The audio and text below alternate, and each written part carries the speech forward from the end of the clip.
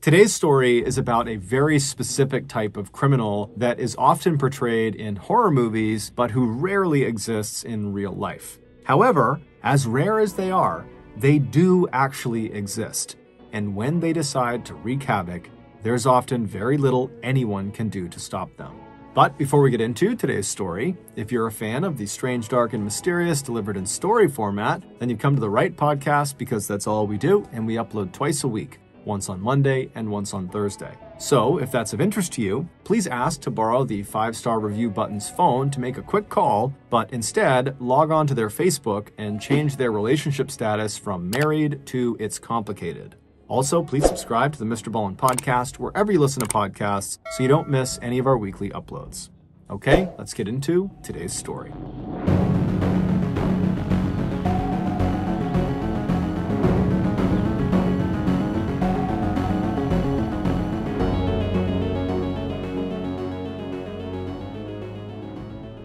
At around 9:30 p.m. on Christmas Eve 1992, 18-year-old Danita Gillette finished up her shift at Rally's, a fast food hamburger restaurant in her hometown of Dayton, Ohio.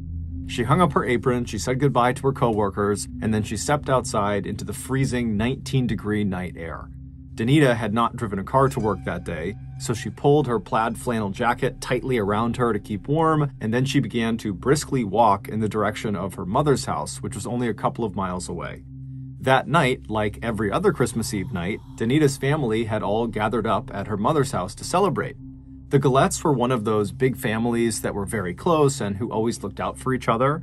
When Danita had gotten pregnant when she was only 15 years old, she had told her parents and 7 siblings, all of whom were older than her, that she'd likely have to drop out of school and get a full-time job to provide for this child. But her family's reaction was, "Nonsense. We'll help you raise this baby so you can stay in school and get a good job and still have a great life."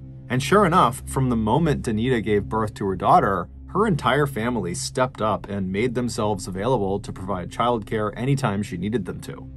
Fast forward a couple of years back to that Christmas Eve night in 1992, and since Danita had to work that shift at Rally's, her daughter, who was now 2 years old, had been spending the night with her family at her mother's house. And so as Danita walked, she suddenly had this urge to call her family and just check in to make sure her daughter was okay, and also just to give them a heads up that she would be there in the next 30 minutes or so. So at around 10 p.m., she stopped at a payphone on the side of the road that was only about a half mile from the Rally's restaurant. She fished some coins out of her pocket, she put them into the slot on the phone, and then she dialed her mother's phone number. As the phone rang, Danita likely was thinking about how much fun it was going to be to see everyone that night. She also likely was looking forward to eating some of her mother's famous chili and cornbread that she always made around this time of the year. At Danita's mother's house, her whole family was sitting around in the living room chatting and having a nice time, just waiting for Danita to arrive. At 10 p.m., when the phone rang in the house, immediately everyone in Danita's family assumed it had to be Danita calling to let them know that she was off work and that she would be home soon. So when the phone was ringing, one of Danita's siblings, Rhonda, she jumped up and she excitedly ran into the kitchen and she pulled the phone off the receiver and she said, "Hello?" expecting to hear her sister's very happy voice on the other end of the line, but instead she heard silence.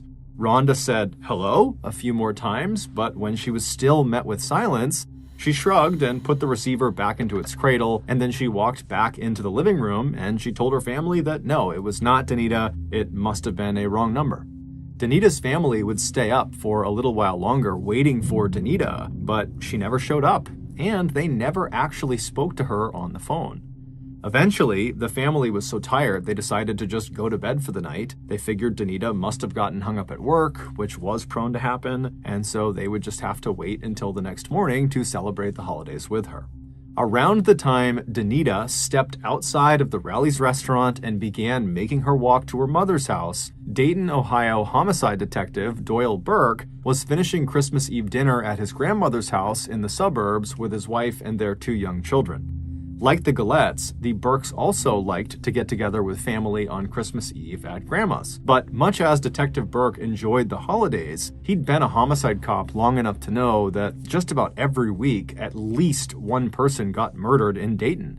And so chances were good at some point over the next couple of days, he'd be called into work. And sure enough, that Christmas Eve night, after they were done eating, his pager went off, and he looked at the incoming code, and it said, "Call work immediately." When he looked up from his pager, he noticed his wife was staring at him. She knew the drill. She knew he would have to leave. When Detective Burke stepped away to call into work, he was told there had been a shooting on Neal Avenue. The victim had been found near a payphone located about a half-mile away from the Rally's restaurant. Detective Burke said goodbye to his family, he hopped in his car, and he headed over to Neal Avenue. When he got there, he saw a ring of police cars and medical personnel all standing in a circle around this payphone.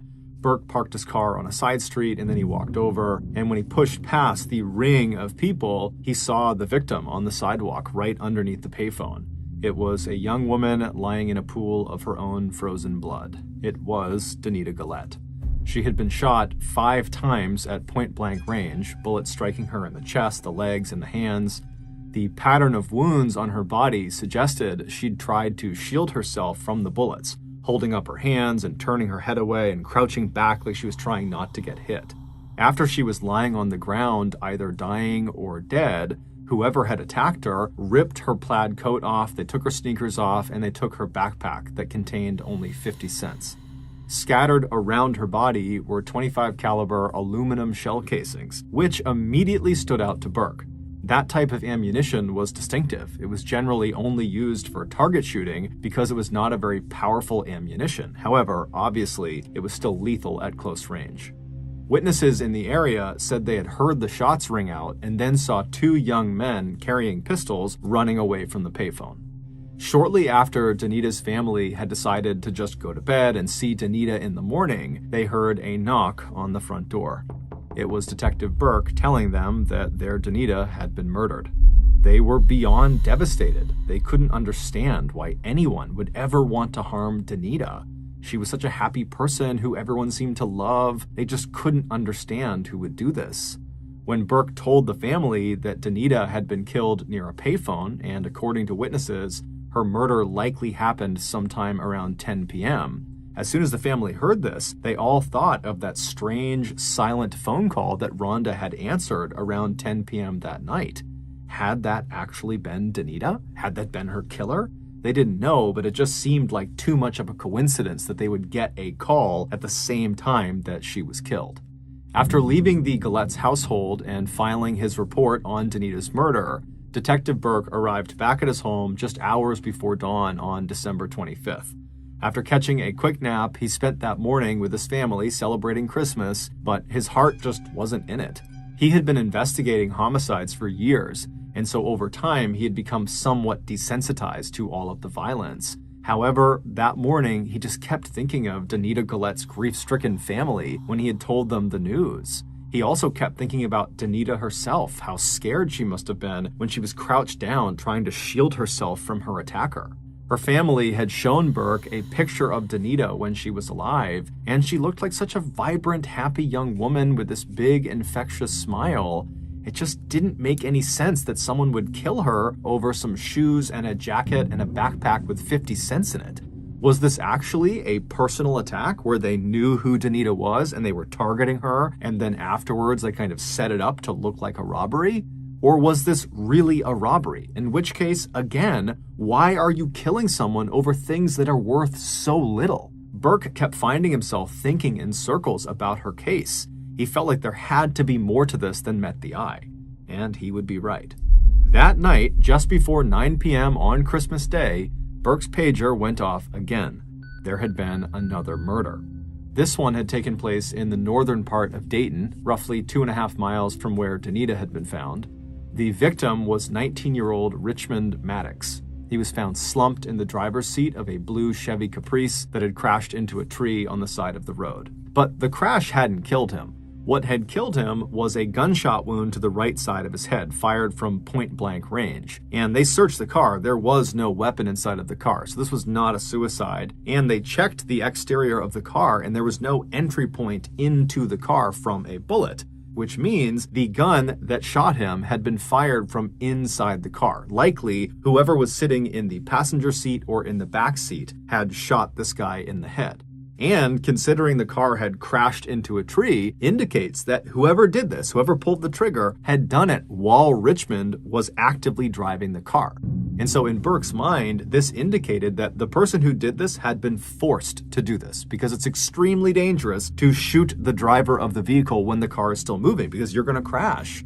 And so this person who shot Richmond must have been desperate. Maybe they had been kidnapped by Richmond and they were forced to do this. Burke didn't know, but that seemed like the most logical theory. When police spoke to witnesses in the area, they told the police that they heard the crash and then they looked outside and they saw what looked like a short young woman, probably a teenager, get up from the ground near the car and then start running away with a limp. Even though no shell casings were found in or around Richmond's car that could, in theory, link his murder to Danita's murder, Burke still had a hunch that these two murders had to be connected. They had occurred less than 24 hours apart, so back to back, and the bodies were found less than a couple miles apart. And in Burke's experience working in homicide, coincidences rarely occurred. Things happen for a reason. And in Burke's mind, he's thinking, these murders are connected. I just got to figure out what the connection is. But Detective Burke's investigation into Richmond Maddox's death only seemed to further complicate things. Richmond's family, who were stunned at the news of his murder, had no idea who would want to kill him, or who the girl fleeing the scene could possibly be. The only girl in Richmond's life that the family could think of that might have been in the car with him was his ex-girlfriend, 16-year-old Laura Taylor, who they described as being very sweet and polite. But when Burke went to Laura Taylor's house on the morning of December 26th to interview Laura, he was in for a shock. Laura had apparently not been home in several days, and her parents were very worried.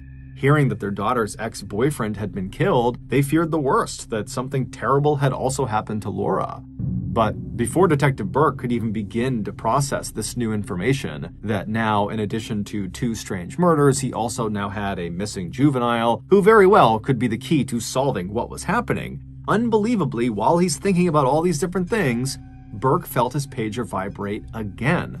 There had been another shooting. This time inside of a mini-market convenience store that was only 3.5 miles south of where Richmond Maddox had been found.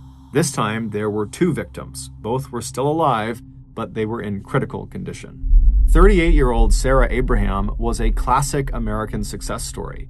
After immigrating to the United States from war-torn Ethiopia, she and her family worked hard and established businesses in the Dayton area that included a restaurant and a few convenience stores. The convenience store where this shooting took place was the location where Sarah spent the majority of her time. On the day after Christmas, while Detective Burke was speaking to Laura Taylor's family, Sarah Abraham said goodbye to her 3 young children and then headed out the door to go open the convenience store for the day. Once she arrived and she opened the store and went inside, a 71-year-old regular named Jimmy Thompson came in and he stood by the register to chat with her about the holidays. And then at some point, a middle-aged man named Jones Pettis came inside as well, and he began browsing down one of the aisles. A few minutes later, a teenage girl came up to the register and tried to buy a pack of gum, but she was 5 cents short. Jimmy cheerfully reached into his pocket and gave her a nickel. She smiled, took the nickel, put it on the counter, and then she took the gum and walked out of the store. Then, a few minutes after the girl had left, 2 young men entered the store, each holding a pistol. Sarah and Jimmy immediately threw their hands up over their head, and Sarah told the gunman, take anything you want, we'll give you all the money we have, please just don't shoot us. One of the men barked at her to open the cash register and give them all of her money. And so with shaking hands, Sarah reached down and she opened the register, she pulled all the money out, she gave it to them, and then she kept her hands up. She had given them everything they had wanted. But for some reason, the man who had taken the money from her still raised his pistol up, he put it right in her face, and he fired 2 shots. One went straight through her mouth, and the other went through the top of her head. And then, after she collapsed to the ground, the men began shooting at Jimmy, but amazingly, they missed him despite being right in front of him. And Jimmy, who was thinking on his feet, immediately threw himself kind of over the counter and acted like he had been mortally wounded. And so the gunmen, believing Jimmy was down as well, they turned around and they began walking out of the store. But as they were leaving, they noticed Jones Pettis, who was trying to hide at the end of one of the aisles. And so they just fired at him, striking him in the hand and in the stomach. Then the two gunmen left, they hopped in a car, and they fled. Paramedics would rush Sarah Abraham and Jones Pettis to the hospital. Jones would survive, but Sarah would die from her injuries 5 days later. When Detective Burke arrived at the convenience store that morning, the other officers who were already on scene told him that Jimmy and Jones had not gotten a good look at the shooters. They just said that they were two young men and that they didn't recognize them. After being told this information, Burke stepped inside of the convenience store to have a look around. He was already operating on the idea that this attack had to be linked to Richmond Maddox and to Danita Gillette, because again, the proximity and time to the other murders was just too much to overlook. That couldn't be a coincidence. And sure enough, right as Burke stepped into the store, this hunch of his seemed to be confirmed, because on the blood-stained ground near the counter were several .25 caliber aluminum shell casings, the same distinctive ammunition type that was used in Danita's murder. At this point, Burke was fully convinced these murders had to be linked. But the victims didn't make sense. It would turn out none of the victims' families had ever heard of the other victims or their families. None of the victims worked together or went to school together or had any interaction at all. It just seemed like the victims were kind of random. But as Burke and his partners were discussing how these crimes could be linked, Burke got yet another call. There had just been an attempted shooting at a Dayton gas station. When Burke arrived, they found this hysterical woman named Kathy Henderson, who earlier had been putting air in the tires of her black 1989 Dodge Shadow. When two young men pull into the parking lot, they hop out of the car and they walk right up to her. They raise their guns at her, and then one of them says, "You're gonna die today." And then the two men just started shooting at her. And amazingly, she managed to not get shot and she was able to run to safety, but the two men stole her car. The bullet casings that were found at the scene of this crime were, unsurprisingly, the same distinctive aluminum variety. Clearly, whoever was behind all of these shootings was not showing any signs of slowing down. And so by now, these shootings in Dayton had attracted so much attention that it was not only all over the local media, but it was all over the national media. This was all anybody in the country was talking about, that there was just these rogue people running around Dayton shooting random people, and the police apparently couldn't stop them. And so panic was spreading like a wave amongst Dayton residents and surrounding areas. It didn't seem to matter who you were or what you were doing. Suddenly, everyone felt like they could be next. On the evening of December 26th, shortly after Kathy Henderson's carjacking was reported, Dayton Police Sergeant John Huber was in his patrol car cruising the northwest neighborhood of Dayton when an all-points bulletin came across his radio. The dispatcher said to be on the lookout for the 1989 Dodge Shadow that Kathy Henderson had stolen, and that if they found it, be advised because the occupants were likely the same people perpetrating all of these shootings all over town, and so they were likely armed and dangerous. Huber had developed a knack for finding stolen cars in Dayton. He knew where all the little cutouts were and back alleys were where people like to stash their stolen cars, and so he decided he would just go looking for the Dodge Shadow. And after only being on the hunt for about 20 minutes, he looked down a dark, quiet street just a mile away from where Danita had been killed, and he saw a black Dodge Shadow parked on the side of the road. When he drove up behind it, he saw it was empty, so he called the police station and asked them to run the license plates. And when they called him back, they told him that the plates did not belong to a black Dodge Shadow. They belonged to a blue Pontiac Grand Am, and that the Grand Am was registered to a 34-year-old man named Joseph Wilkerson.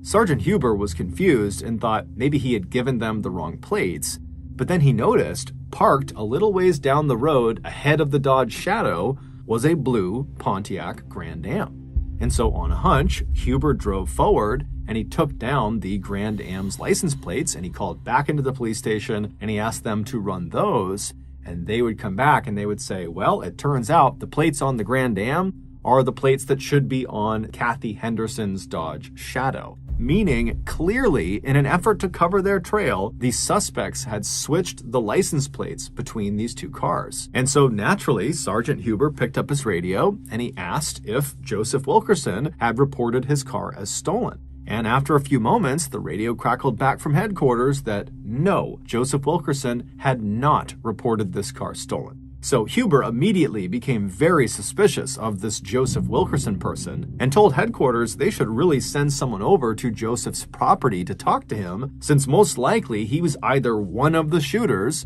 or was involved in some way with all of these shootings. Huber said he would stay put on this road and he would stake out these two vehicles and wait to see if anyone came back to claim them. Detective Burke and his team were the ones dispatched to go check out the Wilkerson property.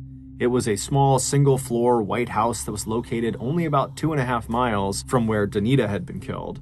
Burke opened the front gate that surrounded the property and he walked along the pathway up onto the front porch and he knocked on the front door, but there was no answer. Burke called out that, hey, it's police, you gotta open up, but there was silence in the house.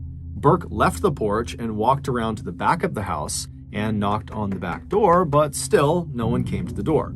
However, as Burke and his team stood around the back of the house, they all started to smell something awful. It was this putrid smell that was definitely coming from inside the house.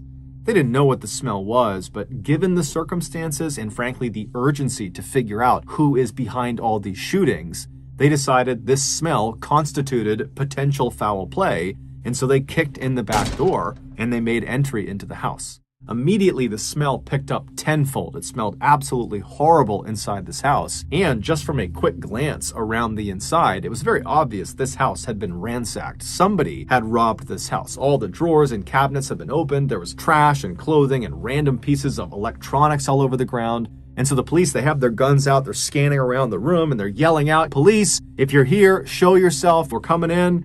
But no one showed themselves. It was all silent in the house.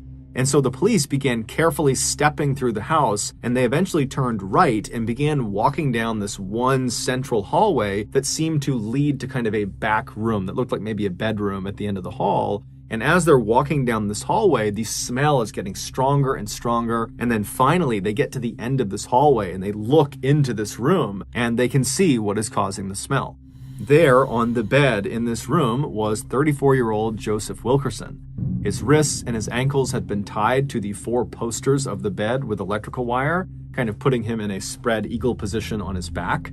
He had no clothes on, but he had a pillow over his chest and his head, and on the outside, on the top of the pillow, were 2 obvious scorch marks. Someone had clearly pressed a gun into that pillow and then fired 2 shots through it into Joseph's chest and his head, killing him. And from the look of his body and the smell, Wilkerson had likely been dead for at least several days.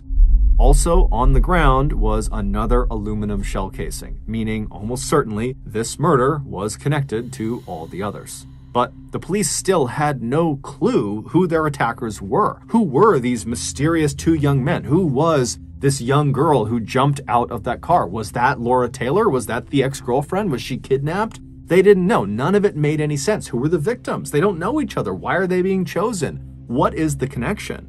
And so because the police were kind of at a dead end and they really didn't know where to take this case, they set up a tip line that night for people in Dayton and outside of Dayton to call in with any information about any of these shooting victims. And over the first couple of hours that this tip line was established, the callers that were calling in were providing nothing of value. But late that night on the 26th, a call came through from an 18-year-old named Nicholas Woodson. And based on the tone of his voice, it was obvious he was genuinely scared for his life. He told police that he thought he was going to be the next Dayton murder victim.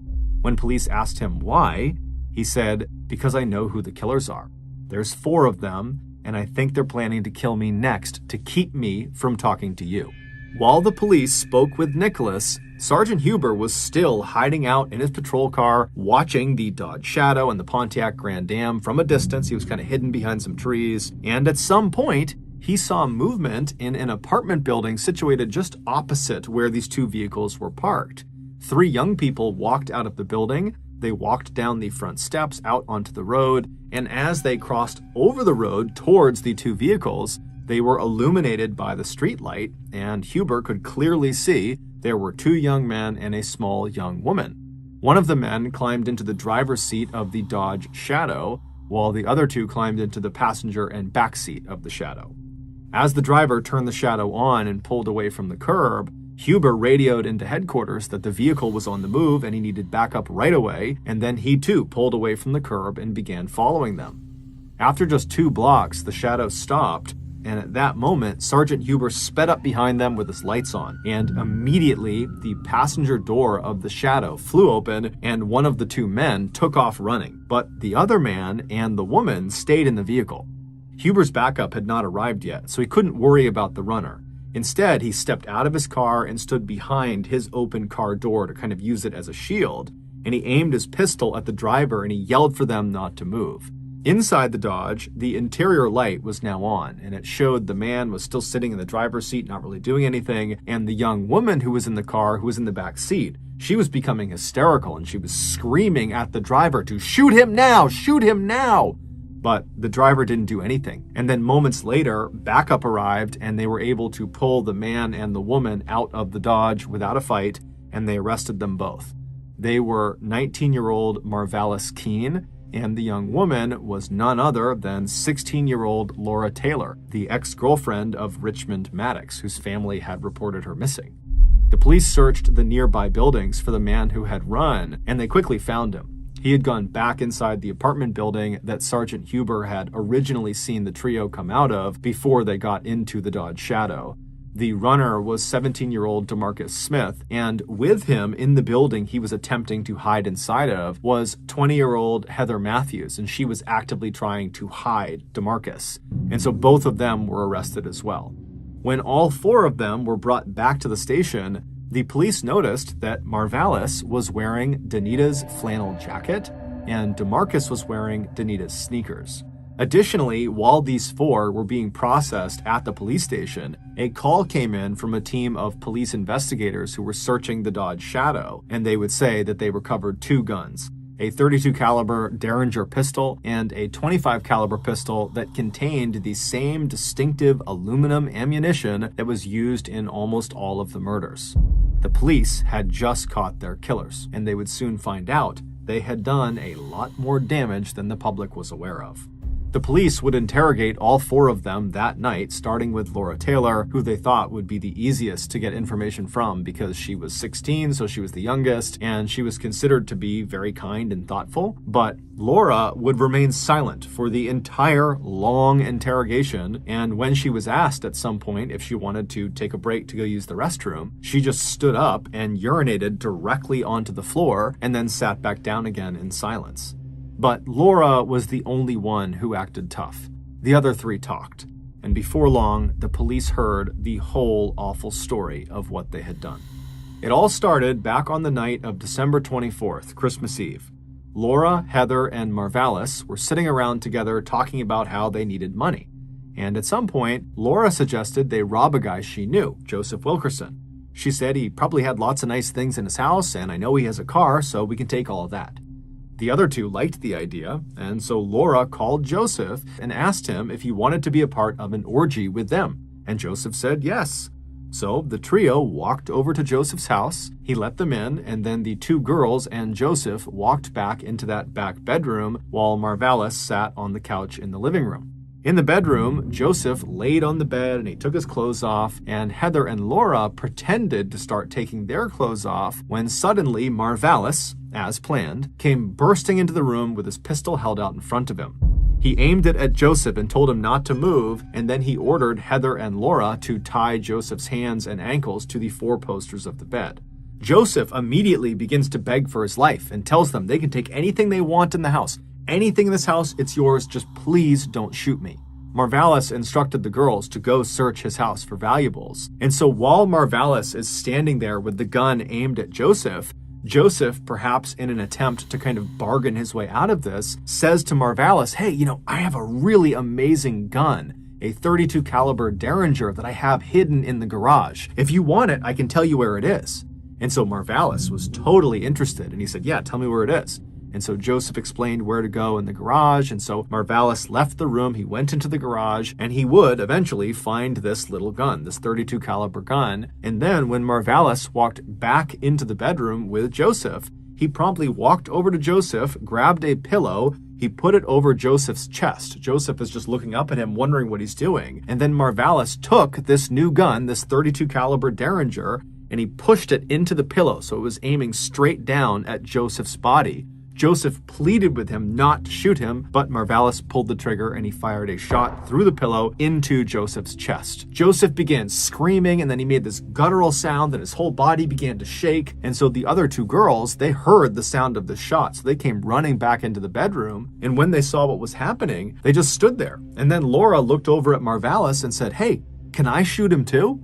And Marvalis says, "Sure." And he hands her the .32 caliber Derringer, the one they had taken from the garage. And Laura takes the gun. She walks over to the still shaking Wilkerson. She repositions the pillow on his face. She pushes the Derringer into the pillow, aiming right at Joseph's face. And then she pulls the trigger, but it doesn't fire. And so frustrated, she turns away from Wilkerson, who's still making all sorts of noise. He's still shaking. And she walks over to Marvalis and says, "Let me use your gun." And so Marvalis pulls out a .25 caliber gun. It was his gun. It was the gun that used aluminum shell casing rounds. And he hands it to Laura. And so Laura hands him the Derringer. She takes the .25 caliber.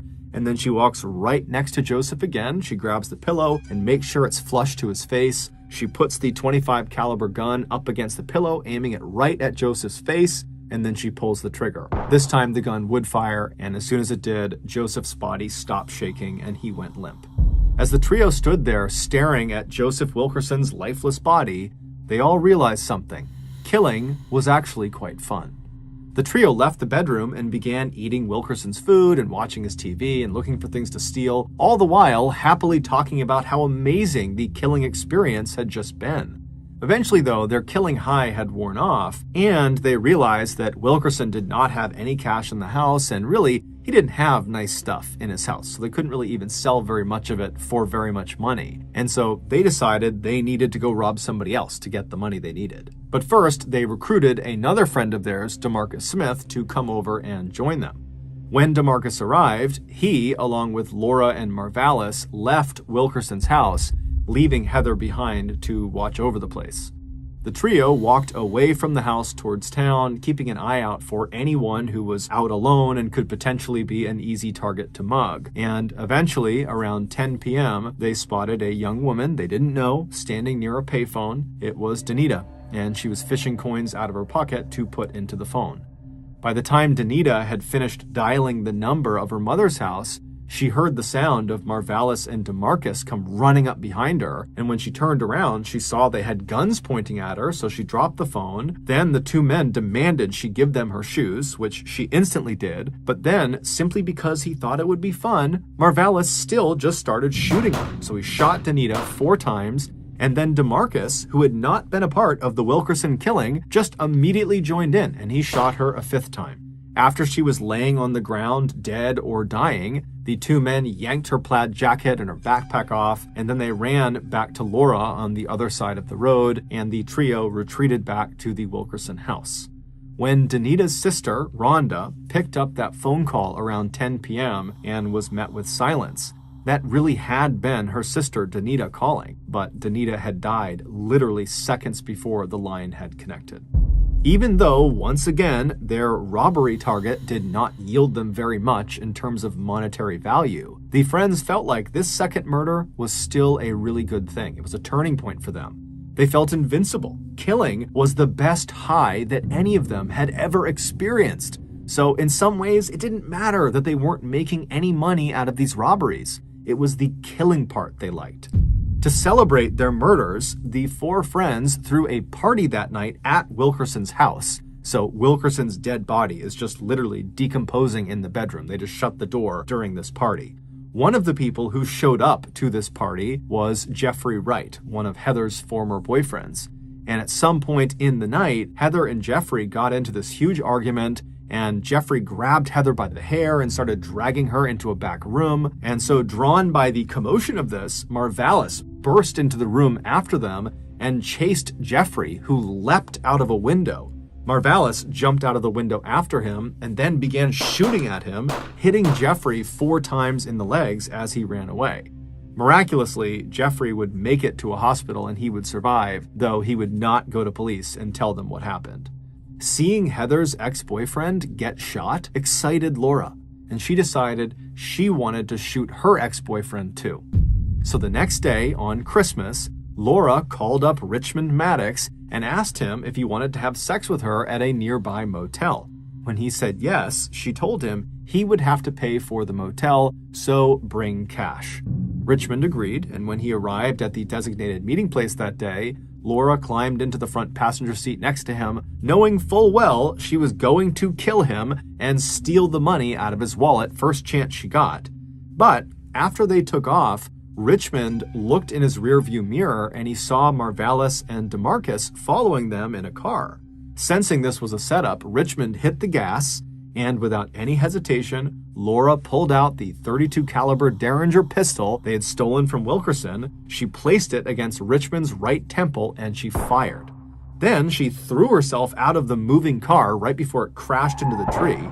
Marvalis and DeMarcus would swing by and pick her up a little ways down the road, and then the trio would head back to their base of operations, the Wilkerson house. At this point, the foursome had killed 3 people and nearly killed a 4th. But while they were very pleased with this, they still hadn't managed to take anything of real value from any of their victims, and realistically, even though the killing was fun, they did need cash. They had no money. So the next morning, on December 26th, Laura, Marvalis, DeMarcus, and Heather decided they would rob a convenience store. So they pulled up in front of Sarah Abraham's store, and while Heather, DeMarcus, and Marvalis waited outside in the car, Laura went in to scope the place out. After going inside and counting how many people were in there, although she counted wrong, she walked up to the counter to buy gum, but she was a nickel short.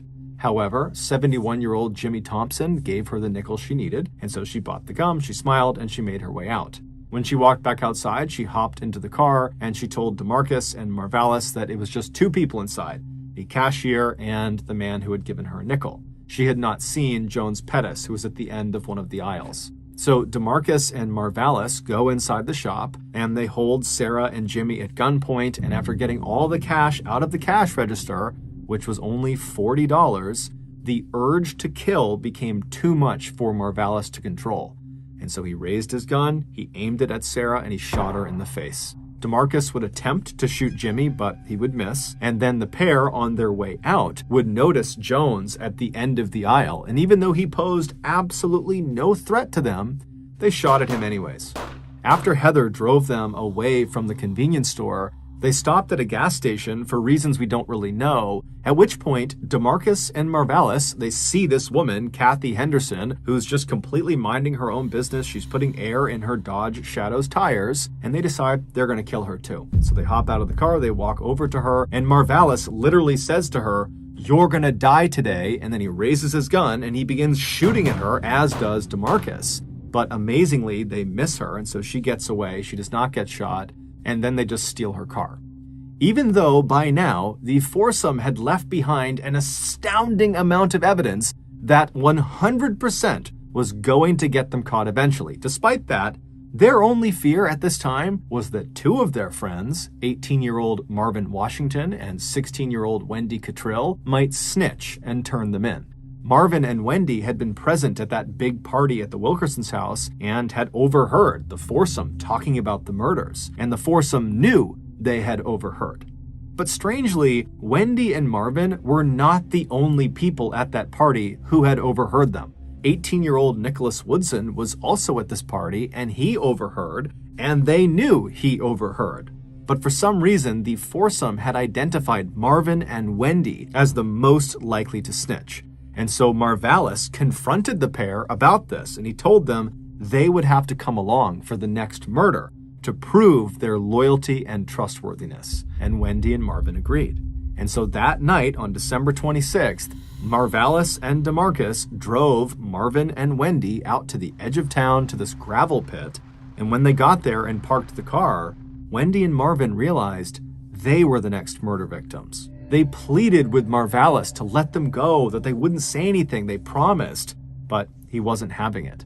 Marvin eventually got out of the car and DeMarcus followed, and DeMarcus told Marvin to get on his knees, which he did, and then DeMarcus shot him in the back of the head, execution style. And so Wendy has seen this happen, so she knows she's next, and she begins screaming and begging for her life, and she grabs onto the inside of the car so as not to get pulled out. But DeMarcus comes back over to the car, he grabs her and starts pulling on her, and then Marvalis as well comes around and he grabs onto her too. And between the two of them, they're able to pull Wendy out of the car, at which point Marvalis told her to open her mouth. And eventually she would, and Marvalis put the pistol, the .25 caliber pistol, into her mouth, and he told her to bite the barrel. And then when she was biting the barrel, he pulled the trigger. The killers left the bodies where they fell and just hopped back in their car and headed back into town. Nicholas Woodson likely knew that Marvin and Wendy had just been killed for snitching. And so he's thinking to himself, I overheard them talking about the murders. What's stopping Marvalis and DeMarcus from killing me next? I know about the murders, and they know that. And so that was the point at which Nicholas would call the tip line, and he would say, I know who the killers are. It's these 4 people. And literally, practically at the exact same time that Nicholas was giving this tip, Sergeant Huber had spotted Marvalis and DeMarcus and Laura getting into the Dodge Shadow, which would lead to their arrest as well as Heather Matthews' arrest. After going to trial a year later, Laura Taylor, Heather Matthews, and DeMarcus Smith would all receive life sentences. As for Marvalis Keene, who was effectively the ringleader of the foursome, he would be sentenced to death. His execution was carried out on July 21st, 2009. He died by lethal injection. Thank you for listening to the MrBallen Podcast. If you got something out of today's episode and you haven't done this already, please ask to borrow the 5-star review button's phone to make a quick call, but instead log on to their Facebook and change their relationship status from married to it's complicated. Also, please subscribe to the MrBallen Podcast on Spotify, Apple Podcasts, Amazon, Google, and anywhere else you get your podcasts. This podcast airs every Monday and Thursday morning, but in the meantime, you can always watch one of the hundreds of stories I have posted on my YouTube channel, which is just called MrBallen. If you want to get in touch with me, please send me a direct message on any major social media platform. My username on all of them is just @MrBallen, and I really do read the majority of my DMs. Lastly, we have some really cool merchandise, so head on over to shopmrballen.com to have a look. So that's going to do it. I really appreciate your support. Until next time, see ya.